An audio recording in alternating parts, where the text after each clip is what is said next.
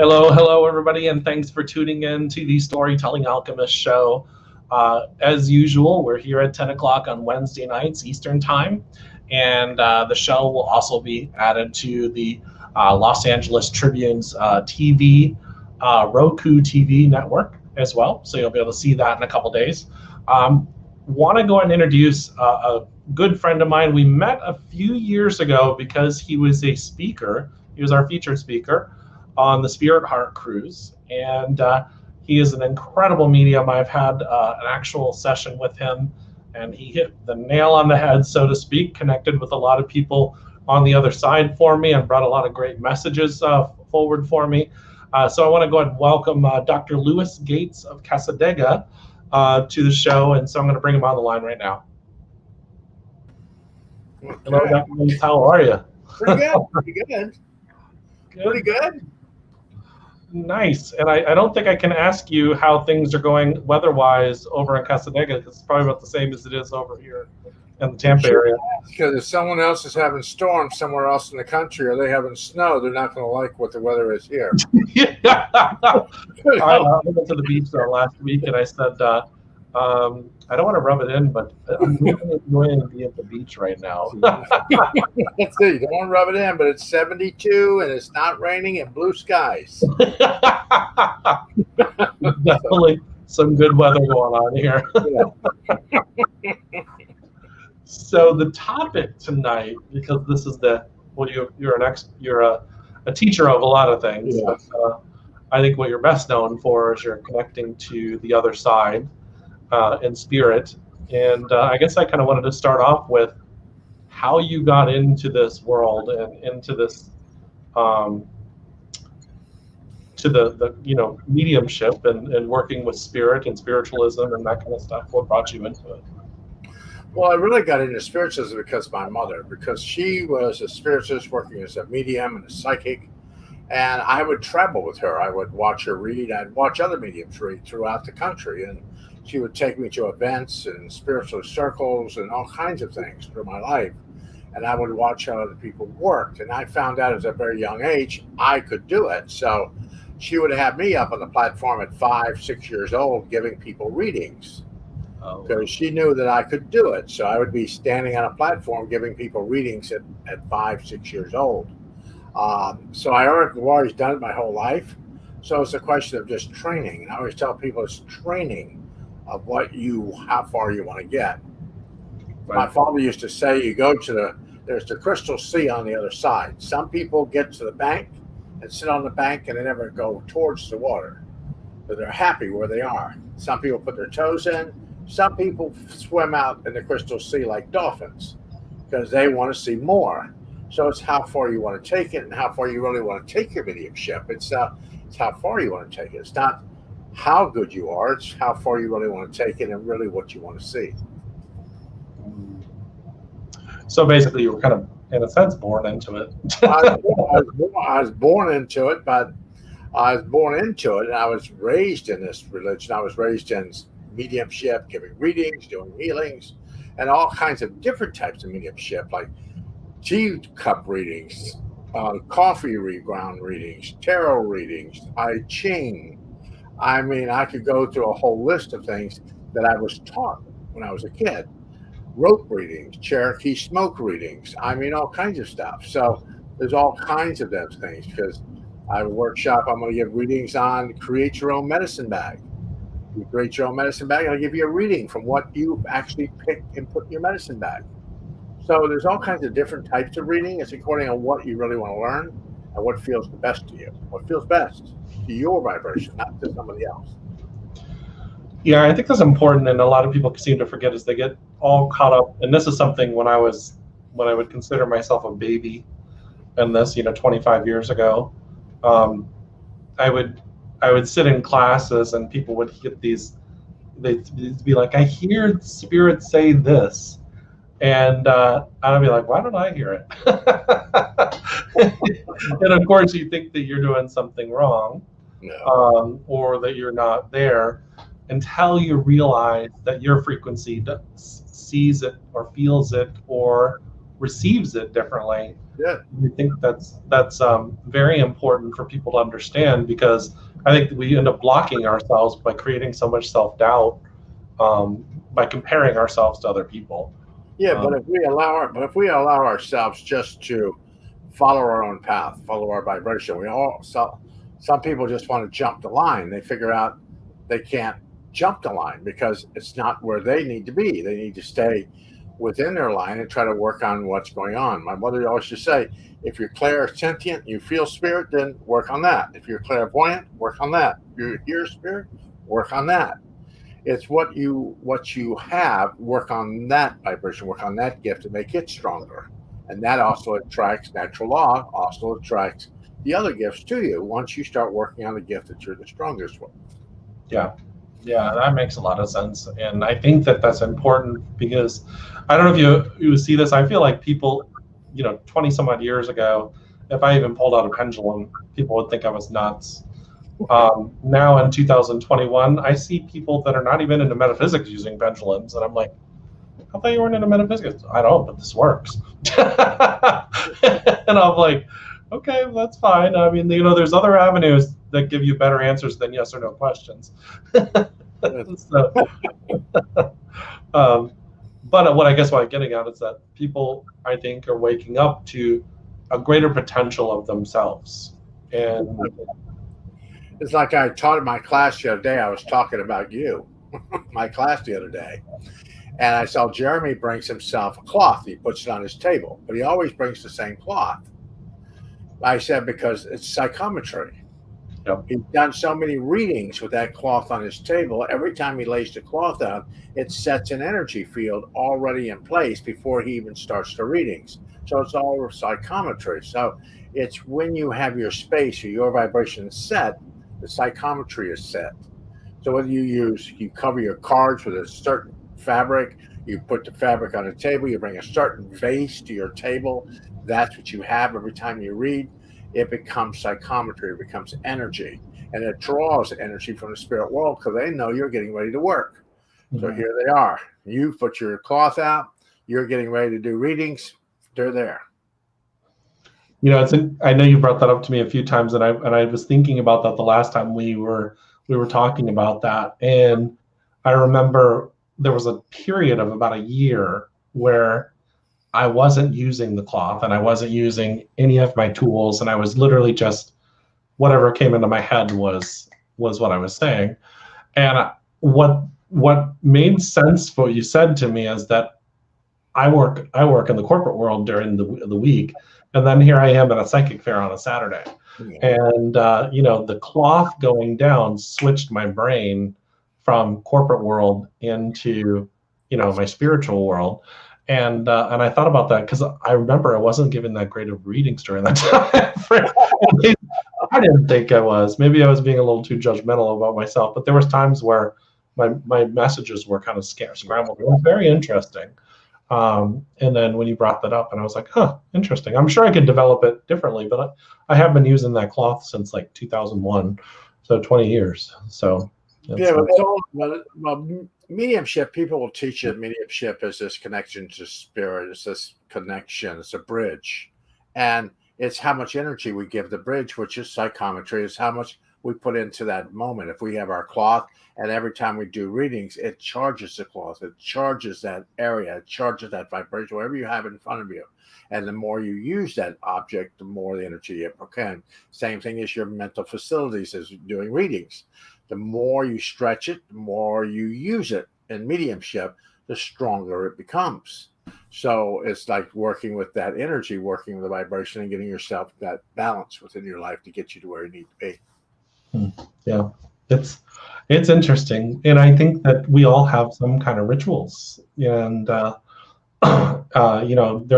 the morning ritual of just getting up and drinking a cup of coffee, and waking yourself up for whatever day you're going to have. So what are some of the things that you do? Because I remember on the ship you were doing some pretty cool stuff with classes, like even blindfolding people, to do readings for each other.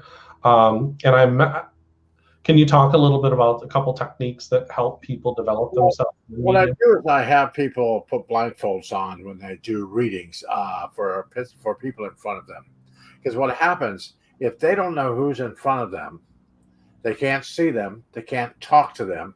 All they get to do is connect third eye through their third eye. So they have to do it more spiritually because they don't know who's in front of them. So they have to open the third eye. They have to open it, and that's why the blindfold. I use index cards too. I have you write 3 things on an index card.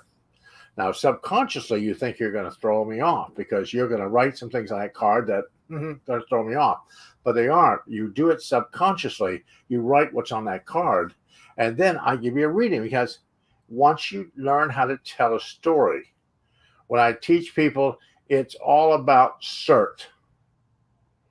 CERT. It's what it is. Communication, evidence, reason they're here, tell a story. Yeah, tell a story. So if you can't bring all these pieces together, because you're a medium, you work in the spiritual field, I work in the spiritual field, I can get all kinds of symbols, but if I can't tie them all together and tell a story, you're not going to listen to me because I have to be able to tell a story. That's telling a story. That's understanding what the symbols mean to you and tell a story. What Spirit's trying to tell you, you have to orchestrate the story. You might be inspirational and get a story in your head, but you're the one that puts it on paper. You have to translate it to paper. You might get it in your head, but it has to be translated. Same thing with a reading. You have to translate it into what you feel like you need to do. Yeah. Yeah, that's the same thing in any. Well, it's the same thing with a book. If you don't tie or segue the story together, people are going to get lost in the story, and even in messages, you'll give them things, but if it doesn't, it can be like, "Ooh, that's great," but if it doesn't really help them, then it's just because people come to you, they come to me. People already know that they're broke. They already know. People know they're broke.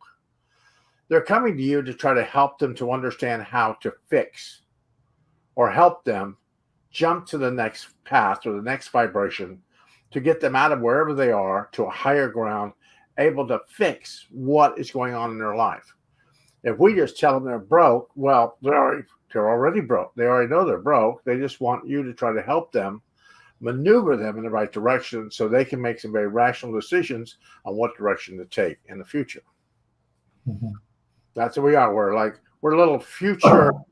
future vacation planners. That's what we are. Future vacation planners. That's what we are. I am changing the name of my business from the Storytelling Alchemist to Vacation Planner. Vacation planners. It's the vacation on the other side.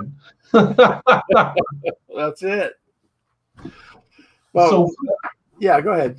I was going to say one of the things I think is very helpful for people, and it's interesting to me today still that there's people that literally are afraid of death. I get it, and at the same time, because I've been in this world for so long, and I've experienced it over and over again, it's interesting to me that we still have this fear of death when a lot of us know that that's a new beginning. And what are some of the things that you've picked up from, I guess, Spirit, and even from people on this side, and the connections, because it's like a connection between both worlds once they realize that death is not the end. I mean, they may still have the physical missing somebody. Like I still miss my mom on occasion, but I know she'll come through if I come to see you, and she'll say hello, and so how do we start to connect this for people in this world so they can start feeling and knowing when I pass away, it's not a final finality. It's a new beginning. The question is really understanding what your belief system is. That's the first vibration where I have to go with people where their belief system is and where it is. Because if you believe in a certain way, you're going to look. When I worked for hospice and worked for all these places, sitting with people that were dying, people from different religions passed the spirit differently. Where they believed at the end of your life. What you believe at the end of your life is what you're really going to see. What you believe. If you don't believe, you might sit somewhere in a dark room for a little while. If you don't believe there's a spirit world, so your guide's angelic presence comes in and tries to guide you to the other side. Because now you believe that you have to wait for someone. I had a gentleman that was dying, and he was in a coma. And when I went into his room, these three men, and I've seen them quite a few times at people's beds, and they sit there at the end of the bed and they read a book. It's got a star, it's got a little moon in it, and a ring.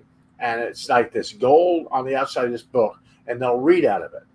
And while they're reading, the person in bed, their mouth will move. They're in a coma, but their mouth will move, like they're talking. Yeah. Then when the person's getting ready to go, two will leave, one will stay. And about 10, 15 minutes later, that one will leave with the spirit from that individual, and they will walk out. And I've seen that 4 or 5 times with people that everybody has somebody at their bedside when they go. And we're all traveling before we go. We all travel before we go. I always tell people, well, I don't remember my dreams. I don't remember dreams. Before you go to sleep, while your feet are still grounded to the earth plane, before you lift them up, while they're still grounded, while your feet are still on the floor, talk to your guides and say, please show me what I need to see on the other side. Go to sleep. You're going to have some very vivid dreams. You have dreams you remember. So you'll actually get a vision or a view of the other side. Some people get it when I take them on meditations. So we take them on meditations and take them into that essence of the other side through meditations, allowing their energy to go. We have to let go. And people can't let go. People are not I don't think people really are afraid that much of death. It's how they're going to die. They're a little worried of how they're going to get there. See, some people know, even mediums I know, they were afraid of death at the end because they didn't know how they were actually going to take their last breath. They knew they were going to end there, but it was just leaving the body, leaving this, and we're venturing there. So we have to give up that thing of knowing that everything is under control. Spirit has it under control for us. And we'll be able to move to the other side when we get ready to move. I have a friend now that's seeing his dead brother and seeing his dead parents in the room with him at night, talking to him. He goes, are they coming for me? I said, no, they're not really coming, or they come and get you. They're coming and they're visiting. They're visiting you. They're kind of letting you know that they're there. When we start having visualizations of people on the other side, they're just letting you know that they're there. They haven't left. They're still around you. They're still near you. And when I teach 10, the 15 guides follow you. So you have guides, you have people, you have peeps. You have peeps. Yeah, peeps. I'm going to change. I'm going to start calling them peeps. Peeps. You know, it's interesting because I think you and I've talked about this. My mother was a hospice nurse. She used to see, and I've seen it myself with people in the hospice. They start doing that. It's almost like a babble in a sense where they're talking, they're in and out, like you mentioned. And and I just saw it last year again, where they're in and out, and you can tell they see something, that there's somebody there talking to them, getting ready to bring them over. And I remember Mom, the last words she said to me was, "I'll always be there for you." And then also that she fell into that deep sleep, and then she transitioned probably like 9 hours later. And so it's one of those things where I think I would benefit because she had been a hospice nurse for years. So she used to tell me these stories where she see people stand up out of their body. And she saw it over and over and over again. So, I mean, that's one of those things where it kind of really tells us. Daniela, by the way, is on it. She says hello. And Linda says, yeah, we're never alone. And I totally agree with her on that. You know, we've got definitely we got peeps. We always got people following us and taking care of us and looking after us throughout our lives, and family members, guides, guardian angels, whatever you deem you want to call them. They're there with us, and they help us because I have a story my mother used to tell. My grandmother used to tell me this.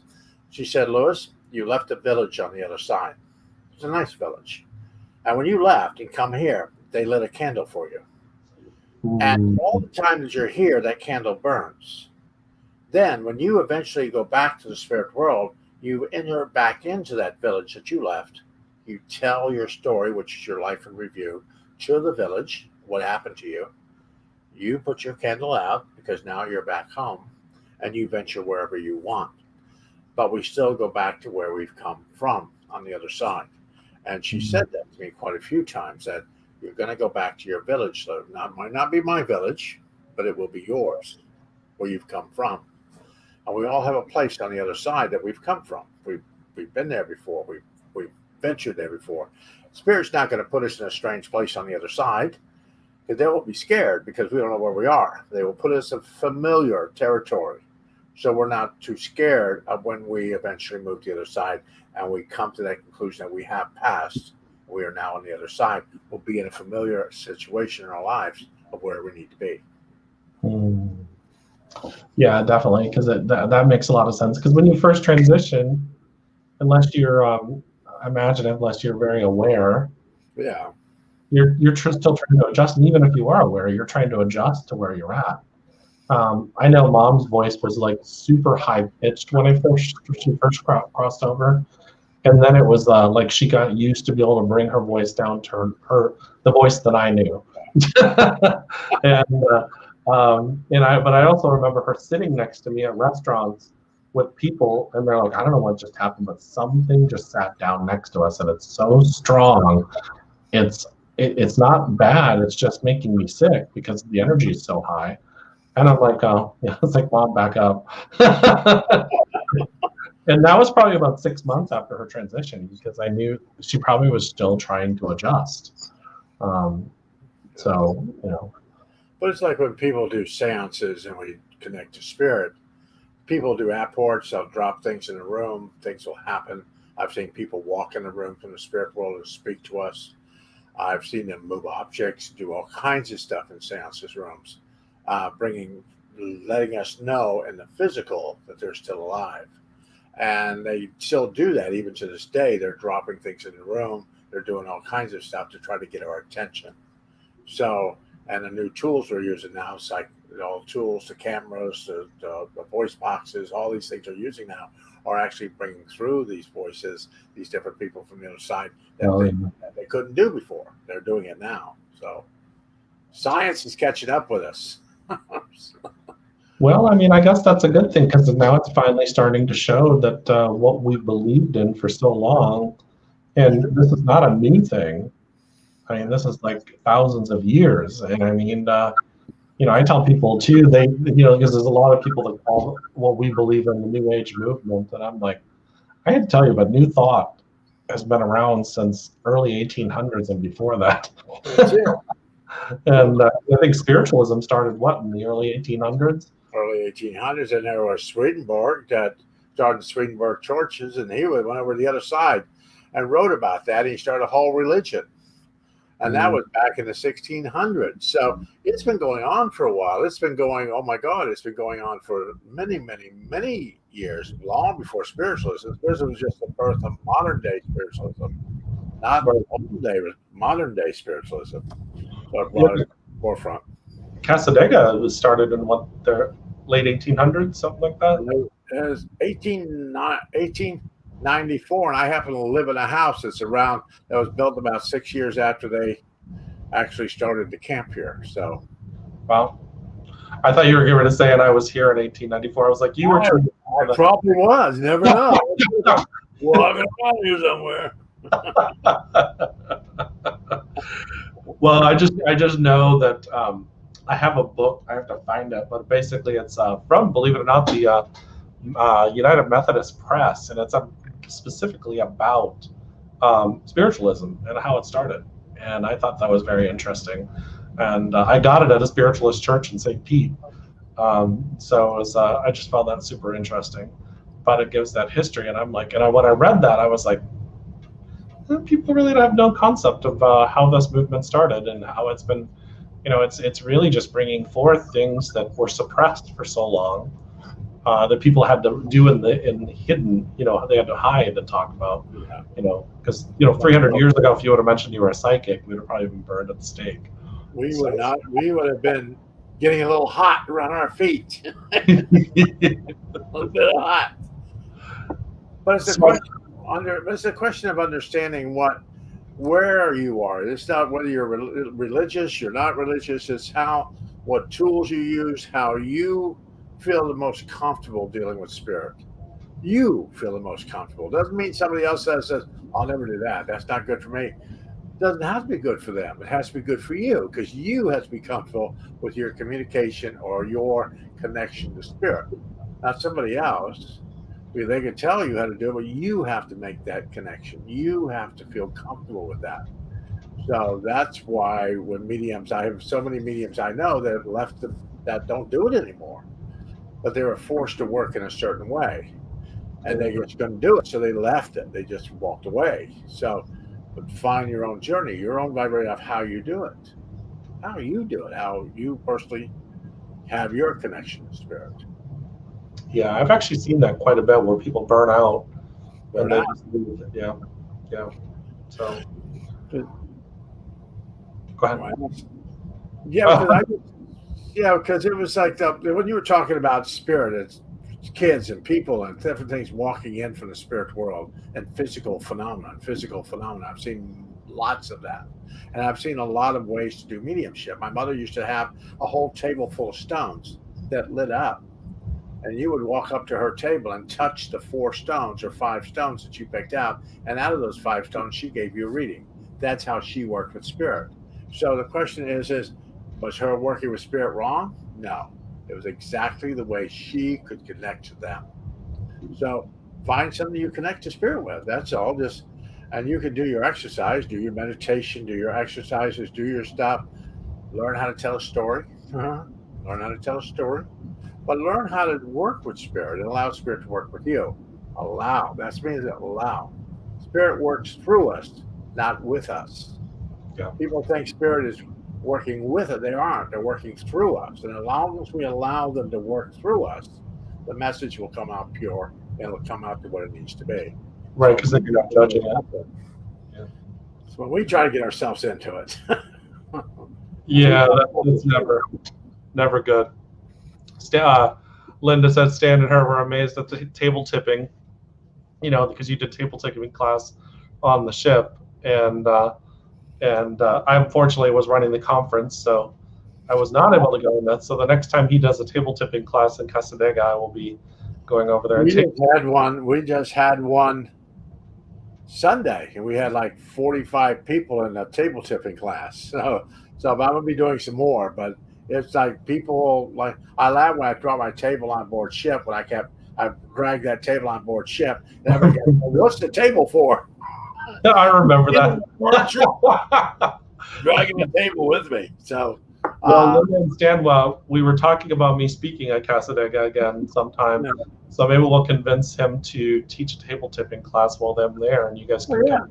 Because they want me to do some table tipping in September and October. They want me to do some more classes because they're well received. People like them. Yeah. People like the classes. They really like table tipping classes. Yeah, definitely. I would love to do that, and I know a bunch of people that would come with me.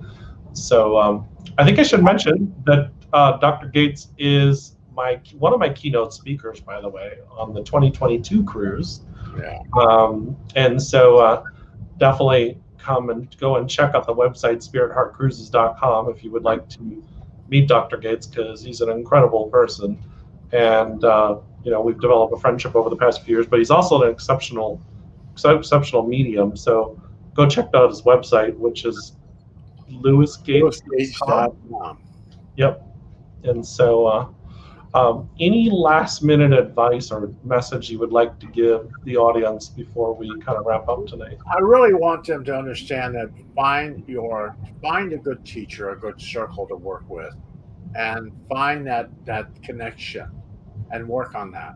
Don't try to jump the line. Don't try to go into something you're not ready for yet. Follow the course. If you're good at something, keep following that, and other avenues, other doors will open up for you.